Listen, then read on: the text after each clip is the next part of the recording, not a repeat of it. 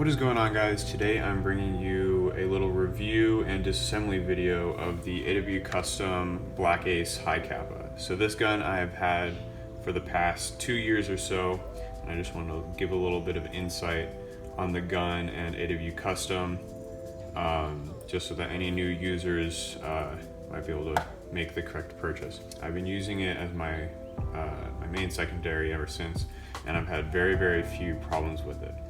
Only a few times has it ever jammed.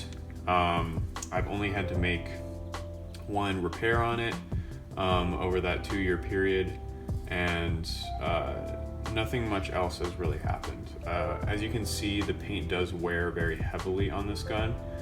The finish is not that durable, so especially if you're using a hard shell holster such as the Matrix hard shell holster line, you're gonna encounter some problems with the paint chipping, especially in the front if you draw your holster quite frequently. The other thing which I found lacks durability is the nozzle. So that was the only piece of equipment I had to replace. Originally this nozzle was red because it was upgraded by AW Custom, but because the slide had been racking forward and backwards so frequently, the nozzle actually broke, so I had to replace that with a Evike nozzle. So a little bit about the specs. This gun usually fires between 300 and 340 FPS, especially if it's a hot day. It'll probably shoot around 330, 340, and in the cold it can go down as far as 300. Magazines it comes with are pretty similar to the Evike and the Tokyo Marui High Capa mags. They're all cross compatible, so you can take a Evike magazine and use it in an AW Custom gun such as this one, and I've found that it generally has an effective range between 100 and 120 feet, so it's fairly reliable. It does what it needs to do. Okay, so moving on to the disassembly part of the video, I just wanted to perhaps show a basic disassembly for those who are very new to Airsoft and are not familiar with the internals of a gas blowback pistol. So the first thing you want to do is either rack the slide back or prime the hammer. This just makes it easier to hold the slide in a fixed position with your thumb. If it's not racked back, it makes it a lot tougher. So you do that once, and then what you want to do is there are 2 notches in the side of the slide.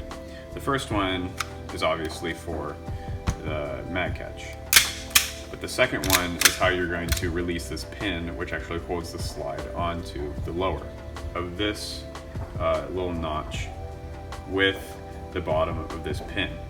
Once those 2 are aligned, and you should be able to see through the tiny hole the other side of the pin, you want to go around to the other side and just with your nail or a screwdriver just poke it out. Alright, so once you pop the pin out, you'll be able to slide the upper right off. The lower you don't have to worry about much, just put some silicone oil on the parts that are scraping, and you can tell by the scratched paint, and you'll be able to see some silver there. Alright, for the slide, firstly you want to take out the spring and the spring guide. So to do that, there's usually a little notch right here that you can put your nail under. Pull that all the way back, and it should be able to just slide out. And be careful when you're releasing this, because the spring is pretty powerful and it can shoot stuff everywhere. Next, you want to take out your hop-up system. Okay, so you're just going to slide the outer barrel away from your nozzle, and it'll come right out. I'm not going to do a disassembly for this. The only reason why you'd want to disassemble this is if you are replacing your inner barrel, bucking, or nut. Next, I'm going to briefly explain how you would disassemble the nozzle. Firstly, you would take out the flathead screw in the rear where the hammer strikes. Then you would take off the rear sight, the flathead screw, and then the 2 screws that are holding it on behind this, because this is a hinge right here. Then the entire system will come out. You want to be careful that you don't lose your springs here. There's one right here where this flathead screw is, and then there's also one that this nozzle uses, obviously.